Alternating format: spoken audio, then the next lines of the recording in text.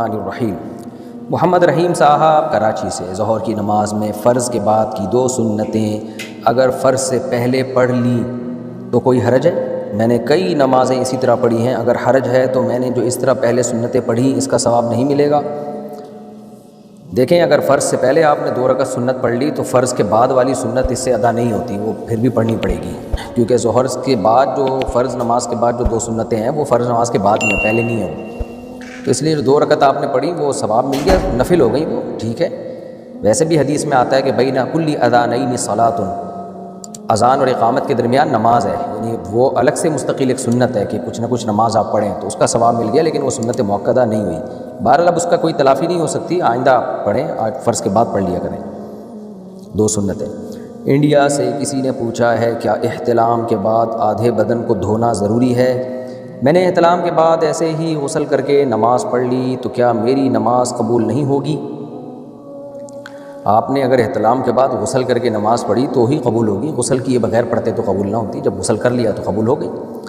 باقی آدھے بدن کو دھونا ضروری نہیں ہے، جہاں ناپاکی لگی ہو اس ناپاکی کو دھونا ضروری ہے، باقی جب غسل کریں گے تو پھر تو پورے بدن ہی کو دھوئیں گے نا آپ، لیکن آدھے بدن کا کوئی تعلق نہیں ہے اس سے، احتلام سے۔ جہاں گندگی لگی ہوئی ہے وہ دھوئیں، جو سنت طریقہ ہے نا فرض غسل کا وہ یہی ہے، سب سے پہلے آپ نے کیا کرنا ہے، جہاں جہاں گندگی لگی ہوئی ہے وہ جگہ دھونی ہے اور استنجا کرنا ہے، یعنی شرمگاہ کو دھونا ہے۔ اس کے بعد پھر آپ نے ہاتھوں کو دھو کے پہلے قلی کرنی ہے 3 دفعہ، غرارہ بھی کرنا ہے اگر روزہ نہ ہو، منہ بھر کے قلی کرنی ہے اگر روزہ ہو تو 3 دفعہ ناک میں پانی ڈالیں اور وضو کر لیں، بہتر ہے کہ پورا پراپر وضو کر لیں آپ، اس کے بعد پھر سر پہ پانی ڈال کے پوری جسم پہ پانی بہا لیں، یہ افضل طریقہ ہے غسل کرنے کا۔ اور دوسرے درجے میں یہ بھی ٹھیک ہے کہ آپ نے گندگی دور کی، پھر استنجا کیا اور اس کے بعد ہاتھ دھوئے آپ نے، پھر قلی کی، ناک میں پانی ڈالی اور پھر ڈائریکٹ پورا غسل کر لیا۔ پہلے والا طریقہ زیادہ افضل ہے، دوسرا طریقہ بھی ٹھیک ہے، دونوں طریقوں سے سنت کا ثواب ملے گا انشاءاللہ۔ پاکستان سے کسی نے پوچھا ہے نماز جنازہ میں صفوں کا طاق عدد میں ہونا ضروری ہے؟ نہیں جی، بہتر ہے، ضروری نہیں۔ شاداب احمد یو پی انڈیا سے، مجھے پیشاب کے بعد قطرے آتے ہیں، کیا میری نماز ہو جائے گی؟ دیکھیں، اگر پیشاب کے بعد آپ کو اتنی دیر تک قطرے آتے رہتے ہیں کہ پوری نماز کا ٹائم ہی نکل جاتا ہے اور قطرے رکتے ہی نہیں ہیں، اور اس میں آپ اتنا ٹائم ہی نہیں ملتا کہ آپ وضو کر کے تسلی کے ساتھ فرائض پڑھ سکیں،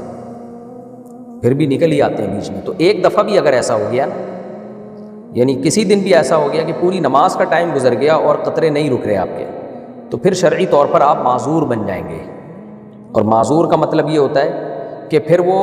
جب نماز کا وقت داخل ہو ایک وضو کرے بس، اور پھر اس سے جتنی چاہے نمازیں پڑھے، فرائض، واجبات، سنتیں سب پڑھتا رہے، اس سے تلاوت بھی کرے، اس سے پھر اس کا قطرہ نکلنے سے وضو نہیں ٹوٹے گا، کیونکہ شرعی طور پہ وہ معذور ہے۔ پھر معذوروں کی فہرست سے وہ نکلے گا اس وقت کہ جب پوری نماز کا ٹائم گزر جائے اور ایک دفعہ بھی قطرہ نہ آئے، یعنی ایک دفعہ معذوروں کی فہرست میں داخل ہونا تو مشکل ہے، کیونکہ اس کے لیے ضروری ہے کہ پوری نماز کا ٹائم گزر جائے اور قطرے کنٹینیو آتے رہیں،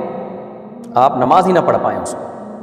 لیکن پھر معذوروں کی فہرست میں داخل رہنے کے لیے یہ ضروری نہیں ہے کہ ہر نماز میں ایسا ہی ہو، بلکہ پھر پوری نماز کے ٹائم میں ایک دفعہ بھی قطرہ آئے گا تو معذور ہی سمجھے جائیں گے آپ۔ تو یہ بات میری سمجھ میں آ گئی ہو تو ٹھیک ہے، نہیں تو میرا یہ کلپ کسی مولانا کو بتائیں تو پھر وہ آپ کو انشاءاللہ ایکسپلین کر دیں گے، اچھی طرح سے سمجھا دیں گے جو معذور لوگ ہیں تو۔ لیکن اگر ایسا نہیں ہے کہ پوری نماز کے ٹائم میں آپ کو قطرے نہیں آتے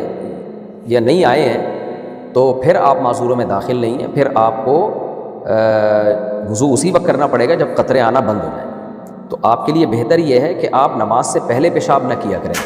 بلکہ نماز سے آدھا 1 گھنٹہ پہلے پیشاب سے فارغ ہو جایا کریں آپ۔ یہ انسان کے اختیار میں ہوتا ہے کہ پیشاب نہیں بھی آ رہا وہ کر دے تاکہ نماز کے وقت پہ پیشاب نہ آئے، تو 1 گھنٹہ پہلے آپ پیشاب کر لیں۔ جیسے لوگ رات کو سوتے ہوئے پیشاب کر کے سوتے ہیں نا کہ رات کو اٹھنا نہ پڑے،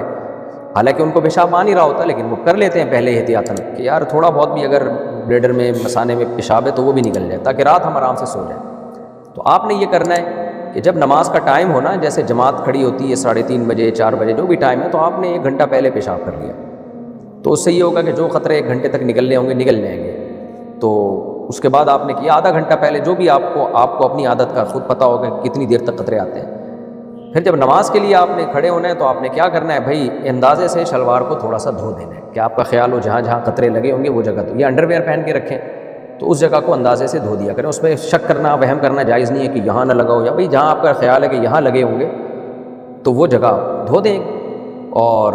استنجا کر لیں اور وضو کر کے نماز پڑھ لیں. تو یہ طریقہ ہے ان لوگوں کا جو معذور ہیں. اور اگر ایک آدھ قطرہ نکلا ہو تو اس کو دھونا بھی ضروری نہیں ہے. بہتر ہے دھو لینا، لیکن پھر دھونا ضروری نہیں ہے اس کو، اگر وہ پھیلا نہ ہو زیادہ.